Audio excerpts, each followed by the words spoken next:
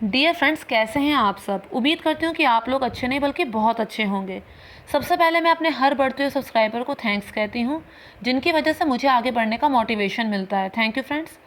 अब मैं अपने वीडियो को आगे बढ़ाती हूँ। फ्रेंड्स, इससे पहले जो मैंने केबीसी किड पर वीडियो बनाया था, एक ही दिन में उसमें 1000 से ज़्यादा व्यूज़ आ गए हैं। अगर आपने अभी तक उसे नहीं देखा तो प्लीज़ मेरे चैनल पर विज़िट कीजिए और उस वीडियो को ज़रूर देखिए। फ्रेंड्स, जो वीडियो आज का है, इसमें मैं आपको भाई दूज की कथा सुनाने जा रही हूँ। ये कथा जो है वो आपको किताब में लिखी हुई नहीं मिलेगी। जो अक्सर यमराज की और यमुना जी की जो कथा किताब में लिखी हुई मिलती है, ये वो कथा नहीं है। पर ये कथा सुनने में बहुत ही ज़्यादा इंटरेस्टिंग है, पौराणिक कथा है, सच्ची कथा है और ये भाई दूज के प्रति आपकी श्रद्धा को और भी ज़्यादा बढ़ा देगी। तो वीडियो को स्किप मत कीजिएगा, शुरू से लेकर एंड तक ज़रूर देखिएगा। मैं इतनी ईजी लैंग्वेज में आप लोगों को ये कथा सुनाऊंगी कि आपको सुनते ही याद हो जाएगी और उसके बाद आप किसी को भी चाहें तो ये कथा सुना सकते हैं। वीडियो स्टार्ट होता है। तो फ्रेंड्स, एक बार की बात है, एक बूढ़ी माई होती है। उनके 2 बच्चे होते हैं, एक बेटा एक बेटी। बेटी का विवाह हो चुका होता है, कई साल बीत चुके होते हैं, उसके बच्चे भी होते हैं, लेकिन वो कभी मायके नहीं आ पाती है क्योंकि उसका ससुराल बहुत दूर होता है, इसलिए वो कभी मायके नहीं आ पाती है। एक दिन भाई दूज का एक बार की बात है, भाई दूज का दिन आ रहा होता है। तो जो भाई होता है वो माँ से कहता है कि माँ, मैं तो बहन से टीका करा के आऊँगा। वो कहती है, बेटा तेरी बहन का जो गांव है वो तो बहुत दूर है, तो इतनी दूर भला कैसे जाएगा। रास्ते में नदी पड़ेगी, रास्ते में जंगल पड़ेगा, भला तो इतनी दूर कैसे जाएगा। वो कहता है, नहीं माँ, कई साल हो गए हैं, मैं इस बार तो बहन से टीका करा कर ही आऊँगा। माँ जाने देती है, चल पड़ता है। रास्ते में एक नदी पड़ती है, वो नदी और उफान मारती है उसे देख के और कहती है कि मैं तो तुझे डुबाऊँगी। वो कहता है कि मुझे रास्ता दे दीजिए, मैं अपनी बहन से टीका कराने जा रहा हूँ। जैसे ही मैं टीका करा के वापस आ जाऊँ, मैं तुम्हें खुद समर्पित हो जाऊँगा, तब तुम मुझे डुबो देना। और आगे बढ़ता है, वहाँ पे उसे कालिया नाग दिखता है। वो कहता है, मैं तो तुझे डसूँगा। वो कहता है कि बहुत सालों बाद अपनी बहन से टीका कराने जा रहा हूँ, एक बार उससे मिल लूँ, एक बार उसे देख लूँ कि वो सुखी है या नहीं, उसके बाद तुम मुझे डस लेना। नाग उसकी बात मान लेता है और आगे बढ़ता है तो उसे एक शेर दिखाई देता है। शेर कहता है, मैं तो तुम्हें खाऊंगा। वो कहता है कि मैं बहन से टीका कराने जा रहा हूँ, जब वापस लौट कर आऊँगा तो तुम मुझे खा लेना। उसके बाद वो बहन के घर पहुँचता है। इतनी मुसीबतों से जूझता हुआ वो बहन के घर पहुँचता है। बहन उस समय सूत काट रही होती है। सूत काटते काटते धागा टूट जाता है। ऐसी मान्यता है कि अगर सूत काटते काटते धागा टूट जाए तो जब तक धागा जुड़ ना जाए तब तक ना तो उठते हैं ना बोलते हैं।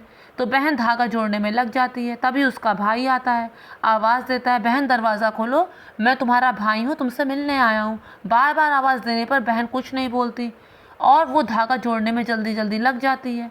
उसे लगता है कि बहन को उसका आना अच्छा नहीं लगा। पता नहीं अब उसे याद भी है या नहीं कि उसका कोई भाई भी है। लगता है वो हमसे कोई मतलब ही नहीं रखना चाहती। उसे बहुत दुख होता है, अपमान भी महसूस होता है और वहाँ से वापस जाने लगता है। इधर जब बहन का धागा जुट जाता है तो वो दौड़ती दौड़ती भाई के पीछे भागती है और उसे पूरी बात बताती है। भाई बहुत खुश होता है। उसके बाद वो उसे ससुराल में अपने बिठा के उसका खूब स्वागत करती है। उसे पीने के लिए पानी देती है, खाने को गुड़ देती है। उसके बाद वो खाना बनाने में लग जाती है। उसे पता नहीं होता कि जब कोई मेहमान आता है घर में, भाई पहली बार घर आता है तो कैसे क्या करते हैं। अपने पड़ोसन से पूछने जाती है तो जो पड़ोसन होती है उसकी खुशी बर्दाश्त नहीं कर पाती है। उससे कहती है, तो तेल से चौका दे दे, घी में चावल पका दे। वो वैसा ही करती है। अब ना तो चौका सूखता है ना चावल पकता है। भाई कहता है कि बहन बहुत देर हो गई, कुछ खाने को दे दो, मुझे बहुत ज़ोर भूख लगी है। वो कहती है कि भाई ना तो चावल पक रहा है ना चौका सूख रहा है। वो कहता है कि ऐसा कैसा चौका तूने लगाया, ऐसा कैसा चावल बनाया कि ना चौका सूख रहा है ना चावल। पूरी बात उसे बताती है। वो कहती है, अरे मेरी भोली बहन, कहीं तेल का चौका लगाते हैं। वो पानी का चौका लगाती है अपने भाई के कहने पर और दूध में चावल पकाती है, फिर उसमें चीनी डालती है और उसके बाद खीर बनाकर अपने भाई को खिलाती है, उसे भोजन कराती है और उसके बाद भाई विश्राम करता है। अगले दिन वो बहन से कहता है कि बहन, तुझे देख लिया, अब मैं वापस अपने घर जाऊँगा, माँ भी तो घर में अकेली है। तो इस पर वो कहती है, ठीक है, लेकिन आज नहीं कल चले जाना ताकि तुम्हारे रास्ते के लिए मैं कुछ बना दूँ। अगले दिन वो सुबह तड़के उठ जाती है, चक्की से गेहूँ पीसती है, गेहूँ से आटा बनाती है, आटे से चूरमा बनाती है, चूरमे से लड्डू बनाती है। अब उस समय लाइट तो होती नहीं है, गलती से वो सांप को चक्की में पीस देती है। अब उसे इस बात का कुछ भी पता नहीं होता। वही विषाक्त लड्डू वो उसे बांध कर दे देती है। वो जाता है, जाते जाते जाते जाते बहुत थक जाता है तो पेड़ के नीचे बैठ जाता है। उसे नींद आ जाती है और वहीं पर सो जाता है। इधर जब उसकी बहन को पता चलता है कि चक्की में तो सांप पिसा हुआ है, तो भागते हुए भाई के पीछे जाती है। जाते जाते वहीं पहुंच जाती है जहां उसका भाई था। उसे लेटा जानकर उसे लगता है कि अरे इसने तो लड्डू खा लिया और अभी मर गया है। वो बहुत ज़ोर ज़ोर से रोने लगती है।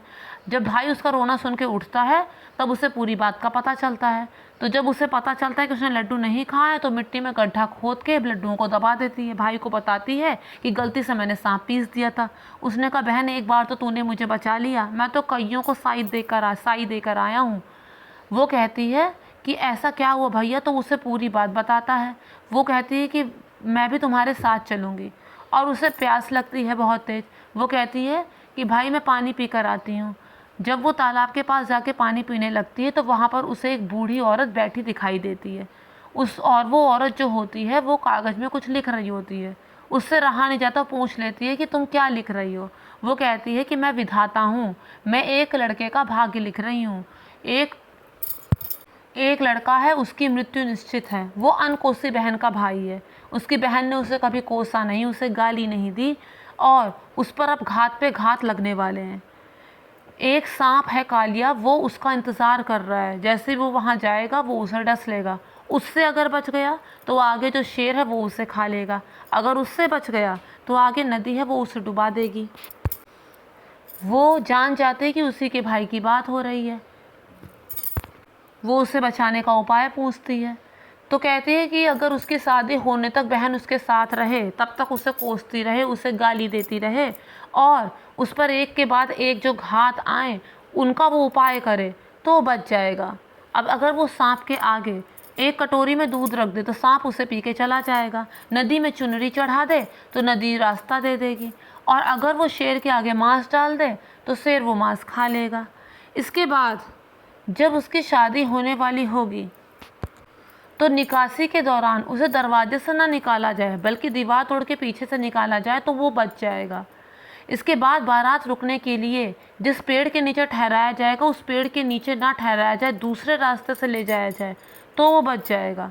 और अगर भाई भौजाई की जो रत जगह होगा उसमें अगर बहन भी साथ में रहे तो जो सांप डसने आएगा वो वहाँ से हट जाएगा। बहन ने सब बातें समझ ली और उसके बाद वो वापस अपने भाई के पास आ गई। अब जब दोनों रास्ते में जाने लगे तो अभी बहन उसे गालियाँ देने लगी, उसे कोसने लगी। उसे समझ नहीं आया कि इसे अचानक से हो क्या गया है, कहीं इस पर कोई भूत प्रेत तो नहीं चढ़ गया। लेकिन बड़ी बहन का अदब था, वो कहता भी क्या। रास्ते में सांप मिला, बहन ने उसके आगे एक कटोरी में दूध रख दिया। नदी आई तो उसमें उसने ओढ़नी चढ़ा दी। उसके आगे बढ़ी तो शेर के आगे उसने एक मांस का टुकड़ा डाल दिया और इस तरह से उसने अपने भाई की जान यहाँ बचा ली। अब जब गांव आ गया उनका तो चलो कोई नहीं, अभी खुद ही शांत हो जाएगी। इसके बाद भाई के लिए रिश्ते आने लगे। जब उसकी शादी एक जगह तय हो गई और शादी का दिन आया, बारात का दिन आया, तो उसने कहा मैं भी जाऊंगी। सब ने सो समझाया बड़े बुजुर्गों ने कि लड़कियां नहीं जाती हैं, पर वो नहीं मानी। तो उसने अपने सोचा कि चलो इसे भी सहरा बांध देते हैं और लड़कों वाली पोशाक पहना देंगे, किसी को पता नहीं चलेगा। और फिर उसके बाद उसे वैसे ही ले जाने लगे। अब जब दरवाजे पे बारात को निकलने का हुआ तो वो दरवाजे पे खड़ी हो गई, यहाँ से तो नहीं जाएगा, यहाँ से तो नहीं जाएगा। फिर बड़े बुजुर्गों ने कहा कि अरे कौन इसके मुंह लगे और शुभ काम में देरी हो रही है। ऐसा करते पीछे से दीवार तोड़ के ले जाते हैं। अब वो पीछे से दीवार तोड़ के निकालने लगे। जैसे ही पीछे की दीवार से भाई निकला तो इधर सामने वाला दरवाज़ा था वो ज़ोर से गिरा। सब ने कहा चलो अच्छा हुआ कि बहन ने रोक लिया, नहीं तो दरवाज़ा अगर इसके सर पे गिरता तो इसका क्या हाल होता। इधर बारात को पीपल के नीचे से होकर जाना था, बहन इसमें भी अड़ गई। नहीं, बारात यहाँ से नहीं जाएगी। बड़े बुजुर्गों ने बहुत समझाया कि सारी बारातें यहीं से जाती हैं। वो अड़ गई, चिल्लाने लगी नहीं बारात यहाँ से नहीं जाएगी। सब ने कहा कि अरे कौन इसके मुंह लगे, ऐसा करते हैं कि दूसरे रास्ते से ले चलते, शुभ काम में देरी हो रही है। तो दूसरे रास्ते से ले जाने लगे। जैसे ही दूसरे रास्ते से गया पेड़ की डाल बहुत तेज़ी से नीचे गिर गई। सब ने कहा चलो अच्छा हुआ बहन ने बचा लिया, नहीं तो इतनी मोटी डाल, अगर इतना मोटा तना इसके ऊपर गिरता तो इसके सर का क्या हाल होता। अब आगे बढ़े। इसके बाद फेरे हो गए। फेरे होने के बाद जब भाई भौजाई को रात जगह के लिए भेजना पड़ा तो उसने कहा नहीं, पहले इसकी क्या रात जागेगी, पहले मैं भी साथ में चलूँगी। अब सब ने कहा ये तो अजीब पागल है, साथ में ये क्यों जाएगी। लेकिन बड़े बुजुर्गों ने कहा कि चलो कोई नहीं, जाने दो, एक पर्दा बीच में लगा देते हैं, इसे भी वहीं पे जाने दो। क्या हुआ, एक पर्दा बीच में लगा दिया गया। इधर एक सांप जो था उसके भाई को डसने आया। बहन तो पहले से तैयार बैठी थी, उसने एक टोकरे से सांप को ढक दिया। अब तो उसका विवाह हो चुका था, सारी बलाएं टल चुकी थी। अब अगले दिन जब वो नहा कर निकली तो ऐसा लगा कि जैसे कोई दूसरी ही हो, एकदम शांत, ना कुछ उल्टा बोलना, ना कोई कोसना, ना कुछ। फिर उसके बाद उसने अपनी माँ को, भाई को पूरी बात बताई। सब लोगों ने उसकी खूब प्रशंसा की। उसके बाद उसने कहा कि माँ अब मैं अपने घर जाना चाहती हूँ। फिर उसके बाद उसे उसके ससुराल में विदा कर दिया गया। तो फ्रेंड्स, इस तरह से कह सकते हैं कि उसने अपने भाई पर आने वाले सभी घातों को टाल दिया। फ्रेंड्स, आज भी बहुत से घरों में स्त्रियों को हीन समझा जाता है, उन्हें बोझ समझा जाता है। लेकिन फ्रेंड्स, स्त्रियां सिर्फ जीवन देने की नहीं, उसे बचाने की भी क्षमता रखती हैं। फिर चाहे वो माँ हो, फिर चाहे वो बेटी हो, बहन हो या पत्नी हो। भाग्य को टक्कर देने की क्षमता भी सिर्फ इन्हीं में होती है।